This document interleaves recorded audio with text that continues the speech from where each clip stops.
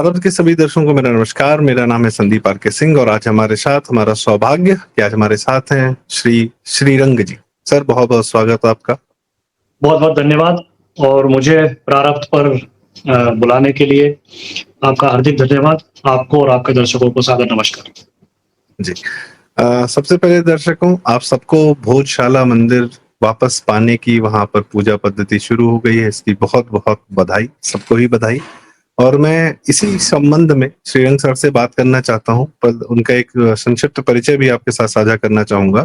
Sir वैसे तो पेशे से बिल्डर हैं, अपना कार्य करते हैं, बिजनेसमैन हैं, पर इतिहास में और मंदिरों में और अद्भुत रुचि है। और इनका जो चैनल है, मैं उसका लिंक भी आपको जो है शेयर कर दूंगा।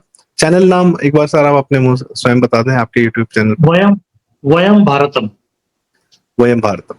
तो जैसा आपने देखा कि एक बिजनेसमैन होने के अलावा भारतीयता भी है अंदर, तो जो अक्सर रहती है। हमारे व्यापारी लोग बड़े कमाल के लोग रहे हैं, उन्होंने बहुत अच्छा कार्य किया है। अब वो एक अलग बात है कि वेस्टर्न कंसेप्ट्स आ गए हैं ज्यादा, पर भारत का अर्थतंत्र भी बड़ा मजबूत रहा है और धर्म के लिए सबसे ज्यादा सजग वो लोग रहे हैं। तो सर भोजशाला मंदिर का मैं एक चित्र दिखाना चाहूंगा, दर्शकों से साझा करना चाहूंगा और उसके बाद हम जानेंगे आपसे कि ये क्या इतिहास है, हमें कैसे मिला है और इसकी कितनी मतलब इसकी आवश्यकता क्या थी, इसका महत्व क्या था।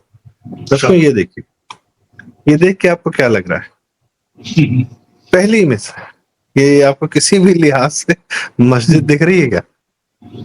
ये मस्जिद के रूप में मुसलमानों ने कब्जा कर लिया था।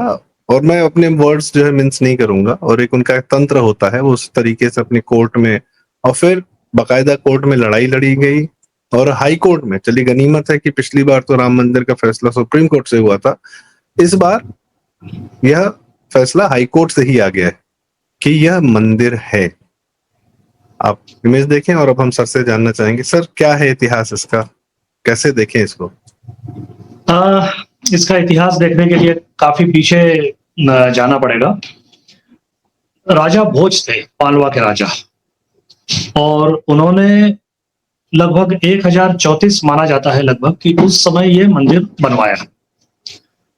तो राजा भोज की एक खासियत ये थी कि वो बड़े ही, जिसको कहना चाहिए, विद्वान व्यक्ति थे। मतलब ये शब्द सामान्यतः राजा के लिए इस्तेमाल नहीं होता। राजा शूरवीर कहलाते हैं, प्रतापी कहलाते हैं, वो तो भोज थे ही, पर साथ में वे बहुत विद्वान।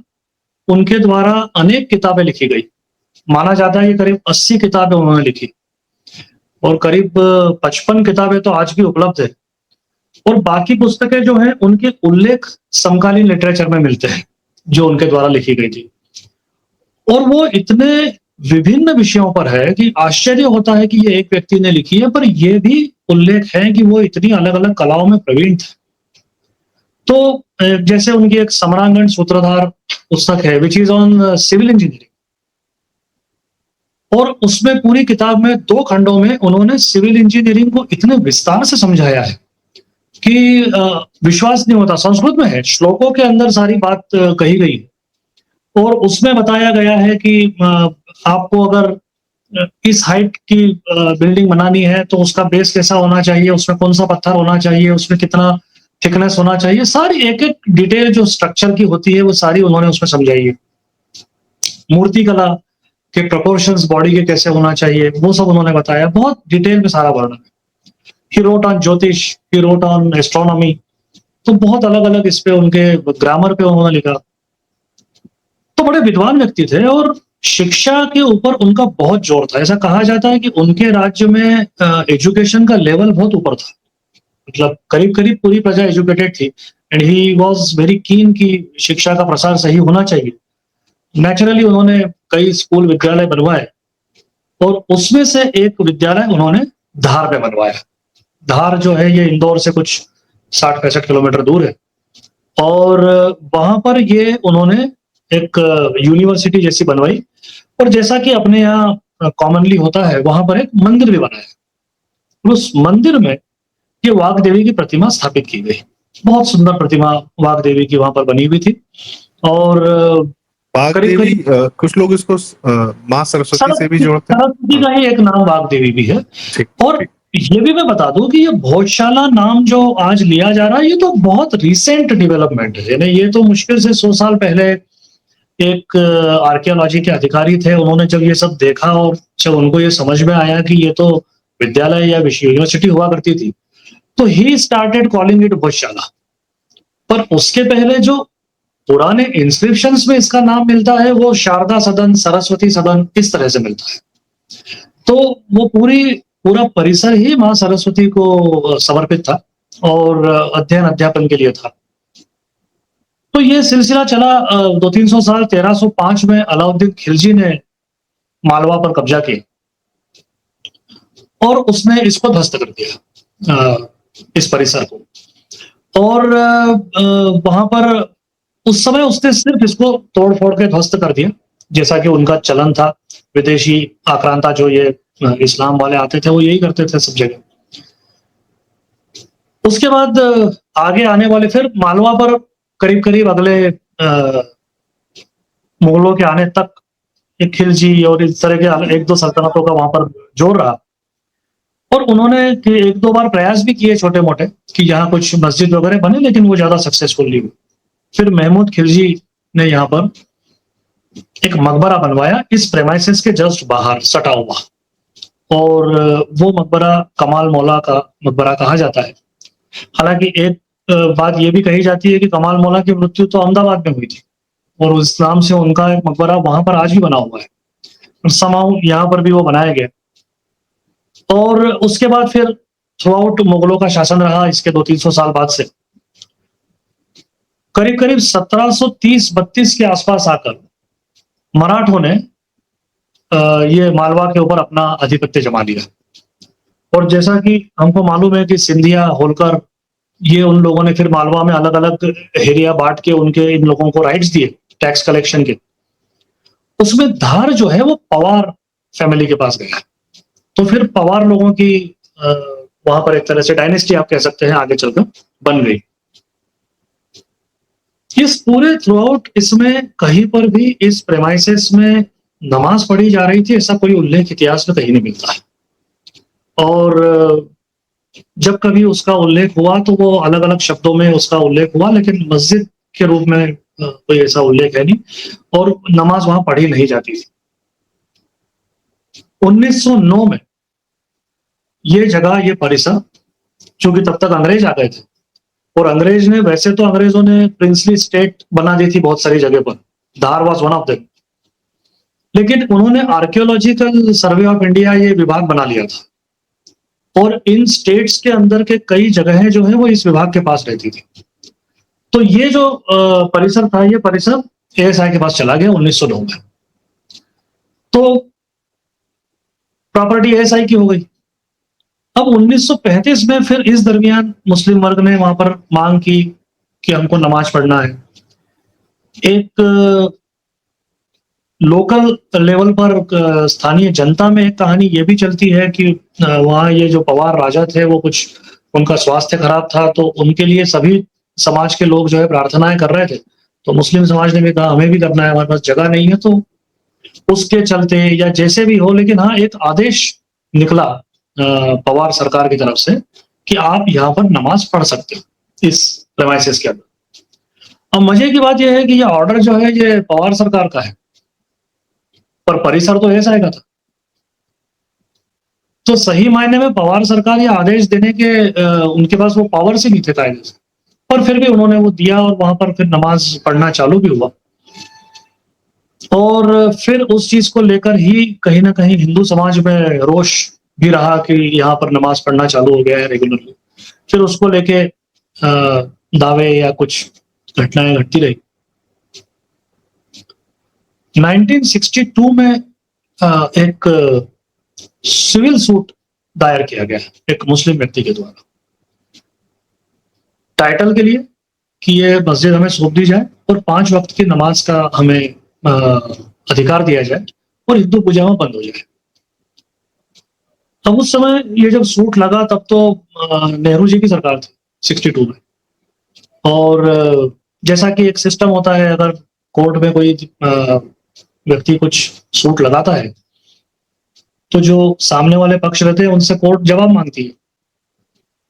तो केंद्र सरकार से जवाब मांगा गया। केंद्र सरकार ने उस समय 62, 63, 64 जब कभी ये 2-3 सालों में ये सारा प्रकरण हुआ, उस समय केंद्र सरकार ने ये लिख के दिया कि ये मस्जिद नहीं है और ये मंदिर है, ये मंदिर ही था और यहाँ पर नमाज नहीं होना चाहिए।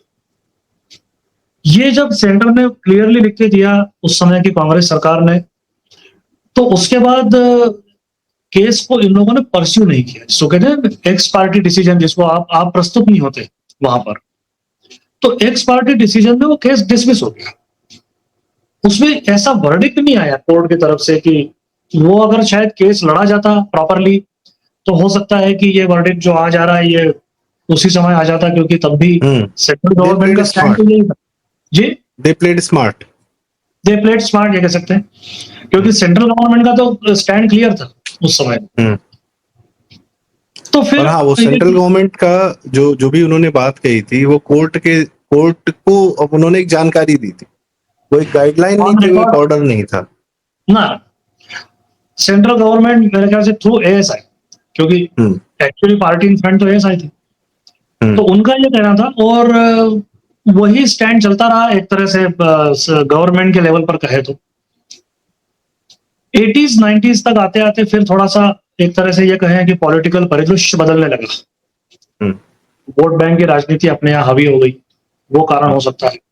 जो भी रहा, तो फिर वहां पर कुछ अलग अलग ऑर्डर्स आए बीच में एएसआई के, जिसमें एक ऑर्डर में ये कहा कि हिंदू सिर्फ साल में एक दिन बसंत पंचमी के दिन वहां जा सकते हैं और मुस्लिम समाज हर शुक्रवार वहां जुम्मे की नमाज पढ़ेगा। तो फिर इस तरह के ऑर्डर आने की वजह से संघर्ष चालू हुए, लोगों ने डिमांड करी हिंदू समाज ने कि हमको रोज जाने का राइट मिलना चाहिए वगैरह। फिर होते करते 2003 में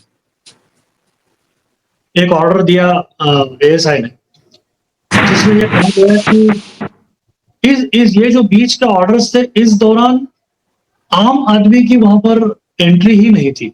नॉर्मल दिनों में सिर्फ शुक्रवार को नमाज के लिए लोग जा सकते हैं और वसंत पंचमी के दिन पूजा के लिए लोग जा सकते हैं, बाकी वो बंद ही था। तो फिर 2003 में यह ऑर्डर हुआ कि आम आदमी वहां जा सकता है, रोज जा सकता है, पूजा मंगलवार को होगी प्रतिदिन प्रति सप्ताह, नमाज शुक्रवार को होगी प्रति सप्ताह और बसंत पंचमी के दिन बड़ा उत्सव होगा। और फिर ये भी बातें आगे चल के आई कि अगर बसंत पंचमी और शुक्रवार एक ही दिन आ जाए तो फिर उसका भी निराकरण हुआ कि उस दिन फिर आधा दिन पूजा होगी, आधा दिन नमाज होगी। इस तरह के उसमें सब वो ऑर्डर्स चलते रहे और मोरलेस ये निर्णय आने के पहले तक यही व्यवस्था यहाँ चल रही थी कि हर मंगलवार पूजा होती थी, हर शुक्रवार नमाज होती थी और वसंत पंचमी का उत्सव बनता था, जिसमें काफी बड़ी तादाद में लोग आते थे। अब इस सब के बीच में थोड़ा सा एक बार फिर मैं 1935 के आसपास ले जाना चाहूंगा। ये बात सामान्यतः पब्लिक डोमेन में कहना चाहिए तो है, लोगों को तो मालूम है, लोकल लोगों को, लेकिन कोर्ट केस वगैरह में इसका ज्यादा डिस्कशन नहीं है कहीं। तो लोकल लोगों का ऐसा कहना है कि इस दरमियान पवार महाराज ने एक मस्जिद बना के दी कि आपके पास मस्जिद नहीं है तो हम आपको मस्जिद बना के देते हैं, और वो मस्जिद का नाम आज भी रहमत मस्जिद है, क्योंकि एज अ रहमत वो मस्जिद बना के दी गई थी, तो वो रहमत मस्जिद कहलाती। और अपेरेंटली उसका मीनिंग ये था कि आप इस जगह की जगह वहां पर नमाज पढ़िए। पर 62 में फिर ये मांग की गई थ्रू दैट सिविल सूट, और फिर वो सिविल सूट तो खारिज हो गया, पर फिर वो बातें चलती रही, पिटिशंस आगे चल के लगी। और अब आज कई चैनलों पर, मैं इवन मेन स्ट्रीम चैनल पे भी देख रहा हूं कि लोग बाग बहुत ज्यादा इसका कंपैरिजन राम मंदिर केस से कर रहे हैं, जबकि टेक्निकली ये दोनों चीजें अलग है। राम मंदिर केस ये टाइटल का मसला था, मालकियत का मसला था। यहां पर अभी एज ऑफ टुडे दोनों ही पक्ष करीब करीब उसकी बात नहीं कर रहे हैं, ओनरशिप की, सिर्फ यूसेज की बात है। जमीन तो एएसआई की है, प्रॉपर्टी एएसआई की है, पर एएसआई के एक्ट के अंदर भी ये प्रोविजंस है कि एएसआई की कोई प्रॉपर्टी अगर है और उसका अगर कोई रिलीजियस लीगेसी है तो उस परिसर के कैरेक्टर के अनुरूप जो भी गतिविधि वहां करनी हो उसकी एएसआई परमिशन देता है। जी। अब साउथ में जाइए, बहुत सारे मंदिर आपको मिलेंगे जो एएसआई के पास है और हाँ। जहाँ रेगुलर पूजा अर्चना होती है। तो सर उसके इमामबाड़ा यहाँ पे इन लोगों ने कब्जा कर लिया है लखनऊ में, अच्छा और यहाँ ये अच्छा जुम्मे की मतलब है तो वो प्रोटेक्टेड इतिहास के रूप मान में ही उसको जी टूरिस्ट आते हैं, वो सब चीजें होती हैं, पर वो जी हैंड ओवर कर लिया, क्या कहते हैं, जो वहां पर है इनका हाँ कोई कल्बे जवाद इत्यादि इत्यादि लोग हैं, ट्रस्ट जी बना के जी कर लिया है। और वहां सिर्फ इसलिए कि उनको वहां पर पढ़ना है, अपना हाँ मतलब वो अपना आधिपत्य एक्चुअली दिखाना है। दो सवाल हाँ और थे सर इसमें। जी तो रहमत मस्जिद तो इन्होंने अभी अभी रखी हुई होगी, उसको खाली तो किया नहीं होगा हाँ कि अगर नहीं हाँ तो वो भी मिल गया, ये भी चाहिए, दोनों, ये तो व्यवहार है इनका। दूसरा सर कि एक कई लोग कहते हैं कि यार ये जानबूझ के ये छोड़ देते थे हमारे मंदिरों को थोड़ा बहुत ऐसा कि हम दिखे और हम बेइज्जत महसूस हो। बिल्कुल लगता है, जब जिस तरह से आज हम ज्ञानवापी में भी देखते हैं कि बिल्कुल हम्म स्पष्टतः मंदिर की हम्म दीवार जैसी नजर आती है बाहर से, वो कोई मस्जिद का स्ट्रक्चर तो नजर नहीं आता है। हम्म तो कहीं ना कहीं जो व्यक्ति रूल करता है या जो वर्ग रूल करता है, और अगर रूल करने वाला वर्ग छोटा है और जिसको वो रूल कर रहा है वो वर्ग अगर बड़ा है, तो आप कैसे रूल करेंगे? तो जी। एक आपको खौफ क्रिएट करके रखना पड़ता है, और कहीं ना कहीं उस समाज को ह्यूमिलिएट आप करेंगे तो ही तो आप उसको रूल कर पाएंगे। हाँ सर, इनके तो खौफ की ऐसी की तैसी करते हुए आज हम एक वीडियो चलाते हैं, इनके खौफ का ध्वंस करते हुए। ये आज उसी भोजशाला में जी हाँ विष्णु शंकर जैन जी ने आज ये वीडियो पोस्ट किया है कि वहां पर बकायदा पूजन पाठन हो रहा है, और जो भी मंगलवार लोग, मंगलवार न होते हुए भी पूजा हो रही है हाँ वहाँ। जी दर्शकों, ये बड़ा दिन है हम सबके लिए, बहुत बड़ा, बहुत बड़ी बात है, हम इसको इतने हल्के में नहीं ले सकते। बहुत आवश्यक कार्य हुआ है, जैसे भी हुआ है, हिंदुओं ने अपने होने का, जो अपने व्यक्तित्व का, अपने अस्तित्व का बोध कराया है सबको कि हम हैं और हम जा नहीं रहे कहीं पे, और हम हर जगह रहेंगे अब, क्योंकि हम जब तक प्यार से रह रहे थे तब तक तुम्हें बड़ी समस्या है, सबको ही समस्या है कि अरे क्या कहते हैं, हाउ दे ट्रीट अस। भाई आपने कहा कि हम ये कह रहे थे शुक्रवार को बसंत पंचमी भी मना लेते हैं और आपकी नमाज भी हो जाए, तो हिंदू तो तैयार बैठा है, तुम ही बसंत पंचमी मनाने को नहीं तैयार बैठे। हिंदू तो आपको कहेगा हाँ ठीक है यार, अपना नमाज पढ़ लो, फाइन, वेर ओके। समस्या आपको, और ये हजारों साल की समस्या है। We are seeking for legal options only. ये तो यस। तय बात है कि हम ऐसा तो है नहीं कि मेजोरिटी है तो उसके आधार पर कोई बात कर, लीगल ऑप्शन को बाकायदे प्रूव करके। इस पूरे प्रकरण के अंदर हाईकोर्ट ने जब एएसआई के सर्वे का ऑर्डर दिया मार्च 24 में, और एएसआई ने जो सर्वे किया तो वो सर्वे करीब 98 डेज चला, और हाईकोर्ट ने इतना क्रिस्टल क्लियर ऑर्डर दिया था उस समय भी सर्वे के लिए भी कि आप कैसे सर्वे करेंगे।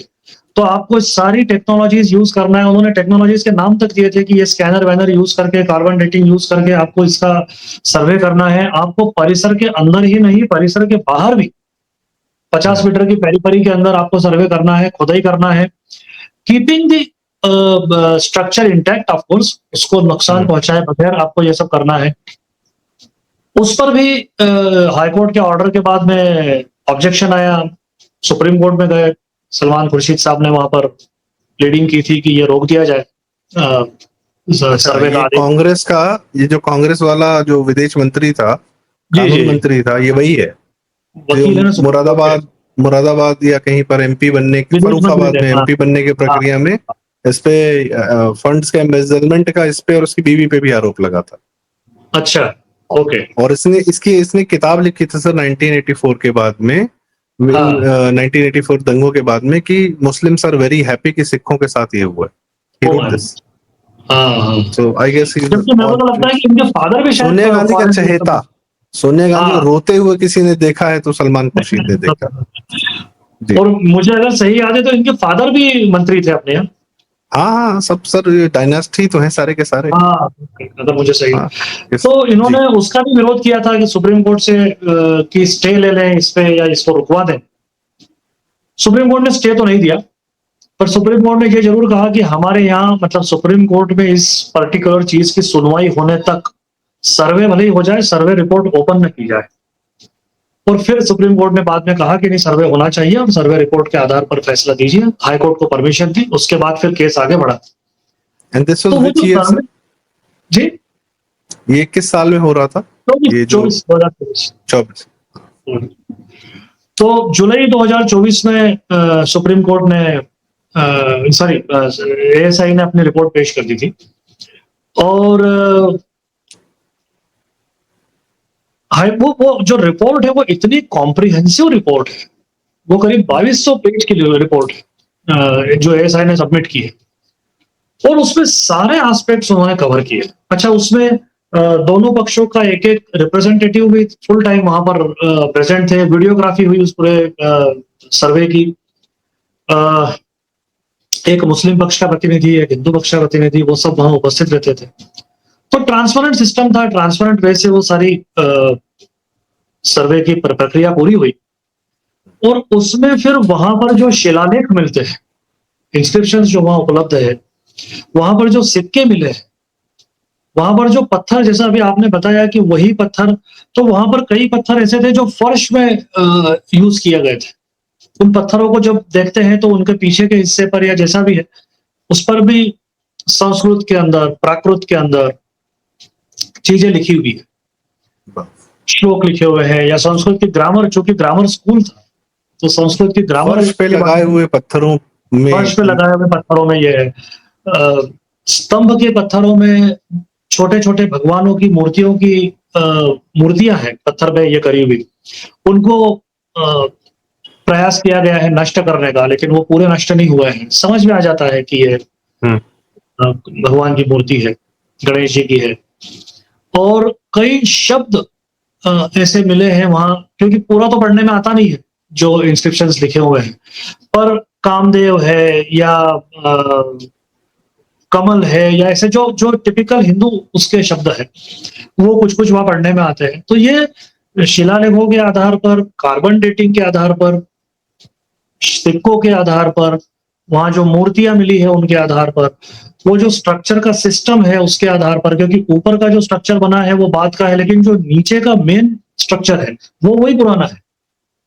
Sir in one word, reality के आधार पर, रियलिटी के आधार पर जो सामने दिख रहा है। और क्या होता है ना, कोई बहुत बड़ा अंधविश्वासी ही होगा जो हाँ, सामने देख कर भी आंख बंद करके कहे कि नहीं नहीं, हिंदू का नहीं है, मुसलमान का है। मतलब मुझे लगता है कि 10 साल का बच्चा भी बगैर सबूत के, यानी एविडेंस की भाषा, कोर्ट की भाषा कैसा होता है ना भाई साहब, मैं आपको बोलूं कि बारिश हो रही है, अब आप बोलिए कि प्रूव करें।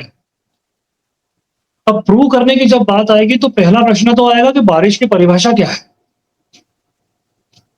कितनी देर में कितने इंच पानी गिरेगा तो हम उसको बारिश बोलेंगे।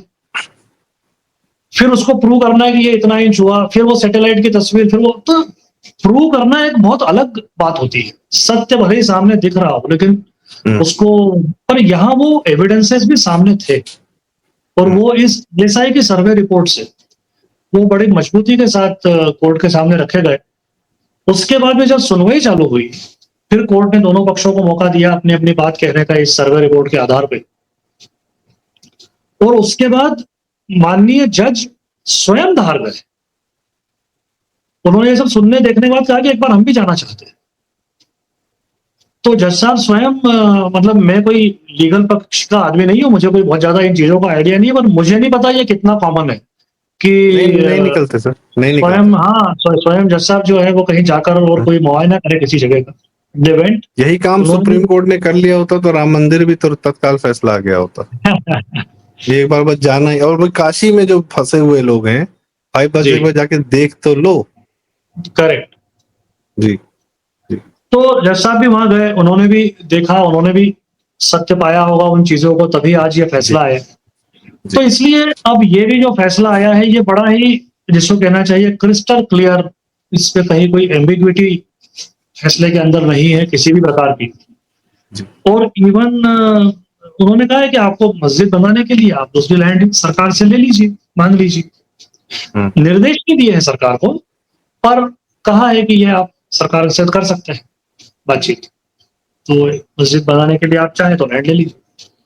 कितनी पर बार यहाँ देंगे नहीं सर हुआ। इनको हम? ठीक है, देखिए मेरा ऐसा कहना है, पॉपुलेशन बढ़ती है तो मान लीजिए चलिए ये भी बढ़ेगा, धार्मिक स्थल भी, वहां तक भी ठीक है। लेकिन जो ये डिसीजन है वो तो बहुत क्लियर है कि यहाँ नमाज नहीं पढ़ी जाए। ये कोर्ट ने बिल्कुल क्रिस्टल क्लियर कर दिया। Sir one should also understand, अब आपने कहा बारिश की डेफिनेशन, तो जी। चलिए कोर्ट ने फैसला दिया है, फैसला कम है, न्याय ज्यादा है हिंदुओं के साथ। अब नमाज की भी डेफिनेशन सर निकल आनी चाहिए कि है क्या, इसमें स्पिरिचुअलिटी ज्यादा है या पॉलिटिक्स ज्यादा है? And this has nothing to do with spirituality और एनी रिलीज, मतलब इन्होंने ये तो मुखौटा है स्पिरिचुअलिटी, बाकी तो प्योर पॉलिटिक्स है। दिस इज प्योर जमीन कब्जाने का कार्यक्रम है। नमाज की भी डेफिनेशन क्यों नहीं हो जाए? अब कोई केस हो जाए सर इसी बात पे। इन्होंने बहुत नमाज को जो है ना बहुत सैक्रोसैंक्ट बना के मुझे लगता है कि देखिए अभी इस तरह के जो धार्मिक मसले हैं उनका अभी जो रिसेंटली सुप्रीम कोर्ट में केस चल रहा है शबरीमला वाला, उसमें जो न्यायाधीश है अपने सूर्यकांत जी है, 9 जजेस की पीठ है, वो बड़ी कॉन्स्टिट्यूशनल बेंच है। उसमें जो बात चल रही है वो सही मायने में तो ये चल रही है कि इन विषयों पर कोर्ट को कोई बात करनी ही नहीं चाहिए।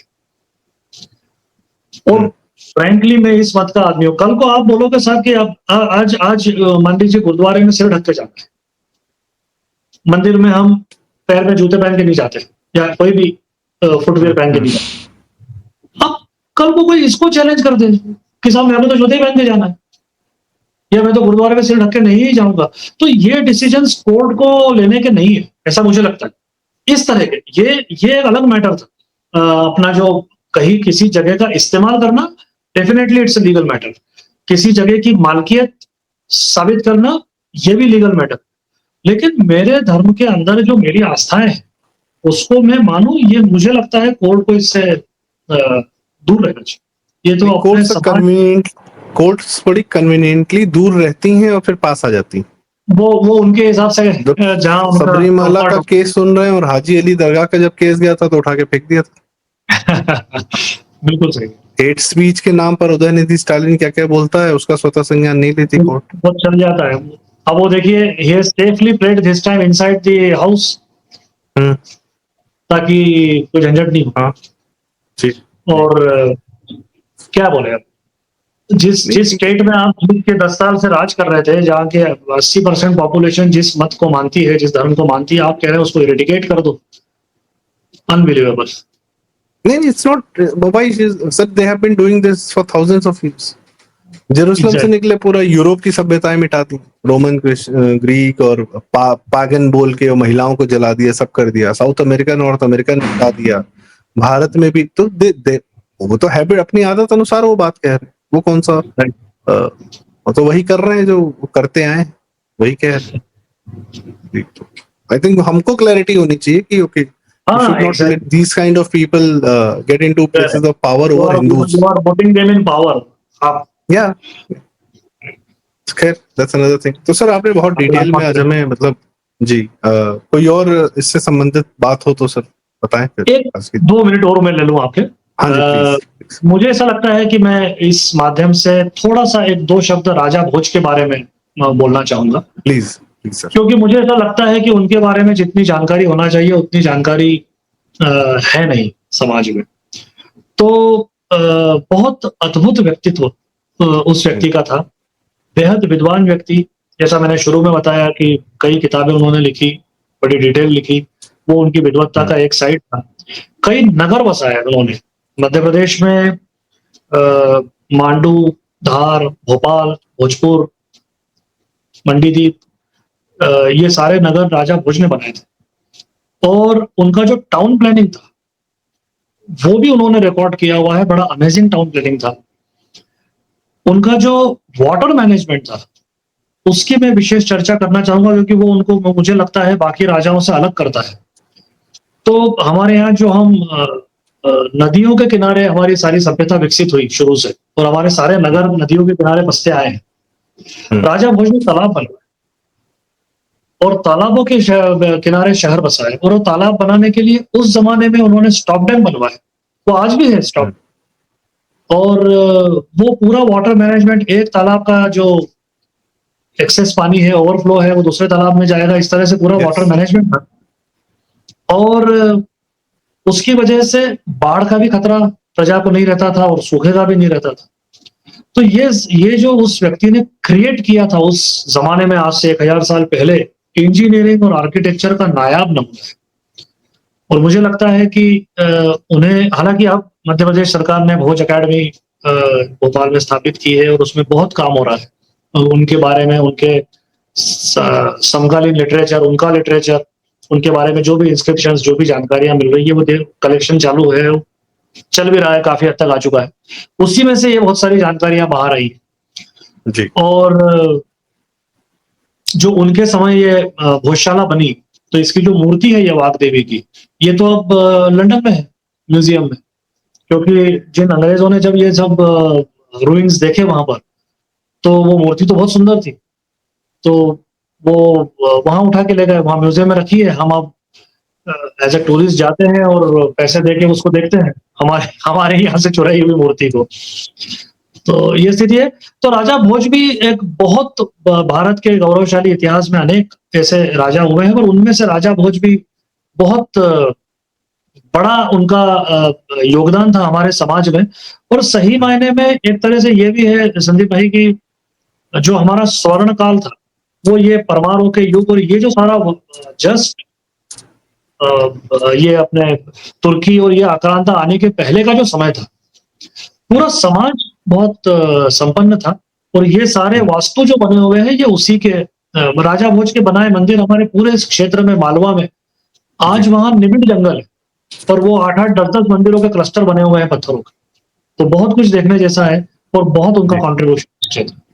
जी नहीं सर, आपने अद्भुत बात बताई। मैं देख रहा था कि राजा भोज का जो एरा है वो करीब 1010 से 1055 ईस्वी के आसपास का है, ठीक है। और राजा भोज के बारे में वही हमारा दुर्भाग्य कि हमें इतना नहीं पता है जितना हमें उसी एरा से जरा सा आगे 70-80 साल का एक गोरी आया, वो पृथ्वीराज जी को हरा दिया।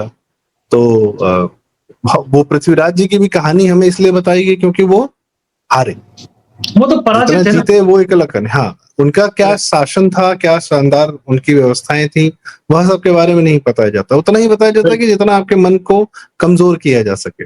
मन को मजबूत करने वाली कहानियां राजा भोज इत्यादि हमें नहीं बताई गई। विचारों को, हिंदू को मजबूत करने वाली कहानी। एक अब उसके बाद जो वंश चालू हुए, उन्होंने जलाया ही जलाया 700-800 साल तक, नष्ट ही किया। ना कोई यूनिवर्सिटी, ना कॉलेज, कुछ नहीं बनाया। लेकिन वो फिर महान बना दिए जाते हैं बॉलीवुड इत्यादि के माध्यम से। इस तरह के, अब जैसे ये जो एक जिक्र आता है इतिहास की पुस्तकों में कि अलाउद्दीन खिलजी ने जब ये भोजशाला ध्वस्त की, तो वहां करीब 1200 छात्र और शिक्षक थे, सबको मार डाला। दे डिड नॉट एग्री, तो सबको मार डाला। तो अब जिस जगह 1200 छात्र शिक्षक, तो आप मान के चलिए एक मोटा मोटा अनुमान मेरा कि 100 शिक्षक होंगे, 150 शिक्षक होंगे, बाकी तो विद्यार्थी होंगे। तो जहां पर 1000, 1500, 1200 विद्यार्थी पढ़ रहे थे, वो कितना बड़ा मैसेज होगा और कितने विषय पढ़ाए sir. That era Sahana Singh ji, हाँ जी, सहाना सिंह जी की किताब है sir, educational heritage of India. उनकी तमाम कितनी यूनिवर्सिटीज थी, सिर्फ नालंदा तक्षशिला ही नहीं थी, बहुत सारी यूनिवर्सिटीज थी। हर यूनिवर्सिटीज के बगल में कोचिंग सेंटर्स भी थे कि उनके एग्जाम्स इतने टफ होते थे कि एंट्री नहीं होती थी। दुनिया कहाँ से पढ़ने आती थी।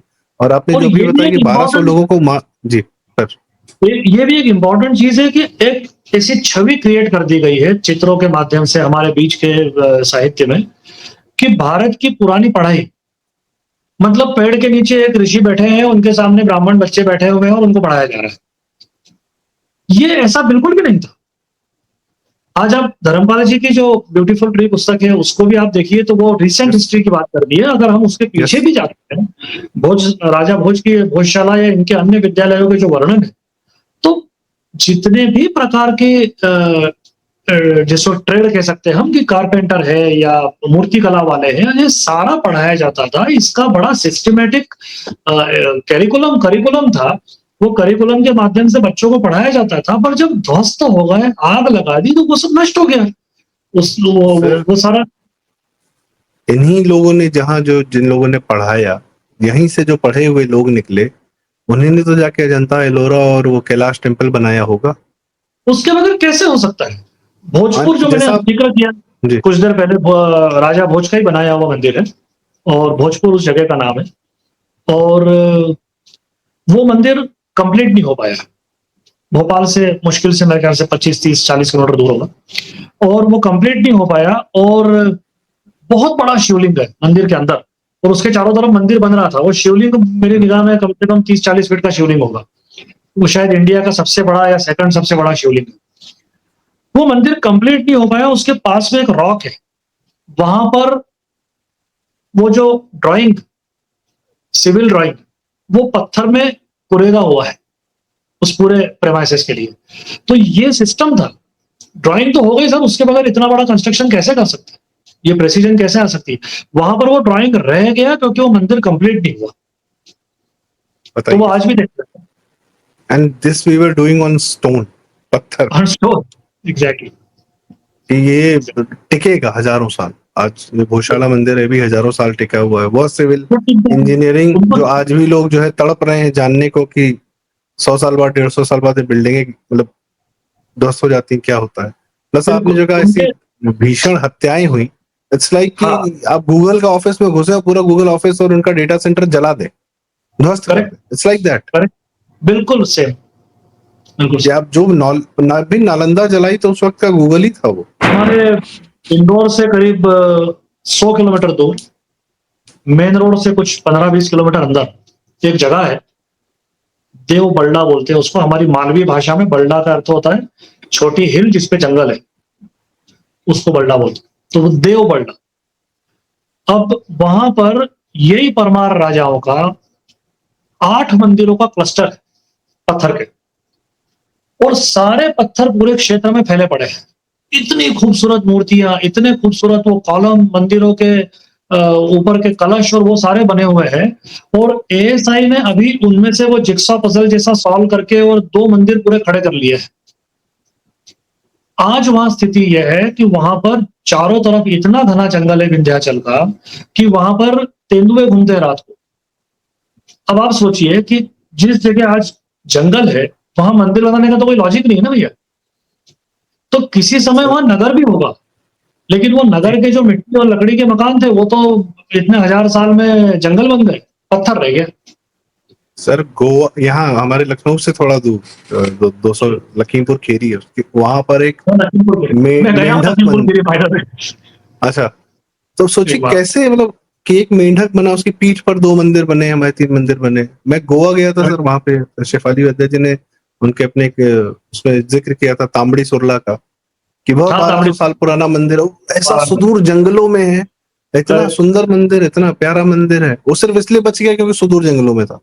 वरना करेक्ट। अच्छा, पोर्टुगीज सर क्रिश्चियंस का मानना पड़ेगा कि वो हम्म, इस्लाम जैसी बेवकूफी नहीं करते। वो तोड़ते हैं तो फिर तोड़ ही देते हैं, वो मिटा देते हैं। खत्म कर वो देते नहीं थे। छोड़ते इनके तरीके से कि आप वापस जग सके। खैर करेक्ट। एनीवेज, बड़ी अलग अलग चर्चाएं जी हैं। हाँ, वो तो बहुत सारी बहुत। ऐसी कहानी। हाँ, अभी आपका मैं सर राजस्थान के मंदिर वाला देख रहा था कि वो आपने ढूंढा निकाला, वहां गए थे आप भाई। कोटा के भारत पास। अभी भी, भारत की खोज फाइनल नहीं हुई है। भारत की खोज अभी चलती रहेगी, अनवरत चलती रहेगी। बहुत आवश्यकता है। हम तो, मुझे तो पता है सर, लखनऊ में अगर 2-4 टीले खोद दिए जाए तो कई मंदिर और पूरी यहाँ भी निकलेंगे। 100% निकले। जो हम लखनऊ में 2-4 हिल्स हैं, तो वहां पे ऑफ कोर्स उन्हीं लोग का कब्जा है। तो खैर वो एक अलग कहानी, भविष्य में देखेंगे कभी क्या होगा उसका।